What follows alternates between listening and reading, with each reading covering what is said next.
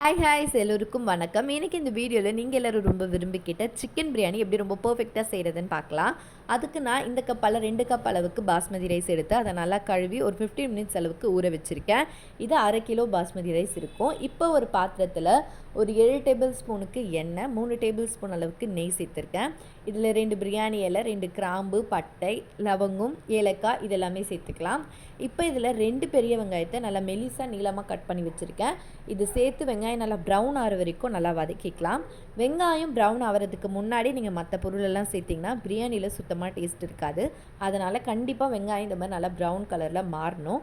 அதுக்கப்புறம் இதில் ஒரு கைப்பிடி அளவுக்கு புதினா கொத்தமல்லி, காரத்துக்கு 3 பச்சை மிளகாய், 1/4 டேபிள் ஸ்பூன் அளவுக்கு Kashmiri chilli powder, 1/4 table spoon அளவுக்கு பிரியாணி மசாலா சேர்த்து இதை நல்லா மிக்ஸ் பண்ணிக்கலாம். இந்த மாதிரி மசாலாவை நம்ம முன்னாடியே எண்ணெயோடு சேர்த்து மிக்ஸ் பண்ணுறதுனால பிரியாணிக்கு நம்ம எக்ஸ்ட்ராவாக எந்த ஒரு கலரும் சேர்க்க வேண்டியது இருக்காது. இதுவே நல்ல கலர் கொடுக்கும். இப்போ இதில் 2 தக்காளி பழத்தை நறுக்கி வச்சுருக்கோம்ல, அதையும் சேர்த்து நல்லா வதக்கிக்கலாம். இது கூடவே தேவையான அளவுக்கு உப்பு சேர்த்துக்கலாம். இஞ்சி பூண்டு விழுது ஒரு 4 டேபிள் ஸ்பூனுக்கு எடுத்து வச்சுருக்கோம். அதையும் சேர்த்து இஞ்சி பூண்டு விழுதோட பச்சை வாசம் போகிற அளவுக்கு நல்லா வதக்கிக்கலாம். இப்போ நான் பிரியாணி டெய்ஸால் செய்கிறேன். குக்கரில் செய்யணுன்னா கீழே கமெண்ட்டில் சொல்லுங்கள், நெக்ஸ்ட் டைம் குக்கரில் செஞ்சு காட்டுறேன். இப்போ இதில் 2 டேபிள் ஸ்பூன் அளவுக்கு தயிர் சேர்த்து அதையும் நல்லா மிக்ஸ் பண்ணிக்கலாம். இப்போ எவ்வளோ அரிசி எடுத்தோமோ அதே அளவுக்கு சிக்கன் எடுக்கணும். இப்போ நான் 1/2 கிலோ அரிசி எடுத்துருக்கேன், 1/2 கிலோ சிக்கன் சேர்த்துக்கிறேன். அதை விட அதிகமாக சேர்க்கலாம், ஆனால் அதை விட குறைவாக சேர்க்கக்கூடாது. சிக்கன் சேர்த்து நல்லா மிக்ஸ் பண்ணிவிட்டு இதை ஒரு மூடி ஒரு 5 மினிட்ஸ்க்கு அப்படியே விட்டுடலாம். இந்த 5 மினிட்ஸ்க்குள்ளே என்ன ஆகுனா சிக்கனில் இருக்க அந்த ஜூஸ் எல்லாம் அந்த மசாலாவோடு சேர்ந்து நல்ல எண்ணெய் பிரித்து இந்த மாதிரி இருக்கும். இப்போ இதில் நம்ம தேவையான அளவுக்கு தண்ணி சேர்க்க போகிறோம்.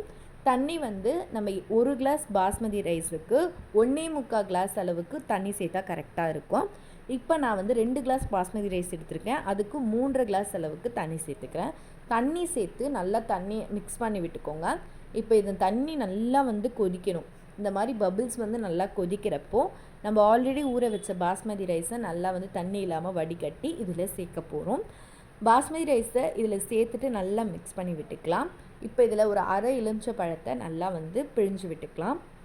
பிழிஞ்சு விட்டுட்டு இதை ஒரு மூடி அடுப்பை ஸ்லோ ஃப்ளேமில் வச்சு ஒரு 15 மினிட்ஸ்க்கு அப்படியே விட்டுடலாம்.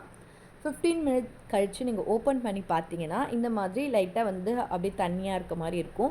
இப்போ ஒரு மூடி அடுப்பை ஆஃப் பண்ணிவிட்டு மூடி மேலே நல்லா வெயிட் வச்சுட்டு அப்படியே ஒரு 15 மினிட்ஸ் கழித்து பார்த்தீங்கன்னா பிரியாணி இந்த மாதிரி உதிரியாக ரெடி ஆகிடும். செம்ம டேஸ்ட்டாக இருக்கும். கண்டிப்பாக வீட்டில் ட்ரை பண்ணி பார்த்துட்டு எப்படி இருக்குன்னு சொல்லுங்கள். இந்த வீடியோவுக்கு மறக்காமல் ஒரு லைக் பண்ணிவிடுங்க. ஆல்ரெடி பிரியாணிக்கு சைடிஷ்க்கு தேவையான கத்திரிக்காய் நம்ம சேனலில் இருக்குது, அதையும் மறக்காமல் செக் பண்ணி பாருங்கள் பிரியாணி எவ்வளோ உதிரியாக சூப்பராக வந்திருக்குன்ட்டு. கண்டிப்பாக ட்ரை பண்ணி பாருங்கள். வீடியோவை சப்ஸ்கிரைப் பண்ணாமல் பார்த்துட்ருக்கீங்க, ப்ளீஸ் மறக்காமல் சப்ஸ்கிரைப் பண்ணிக்கோங்க. அப்போ தான் நெக்ஸ்ட் வீடியோ போட மோட்டிவாக இருக்கும். தேங்க்யூ.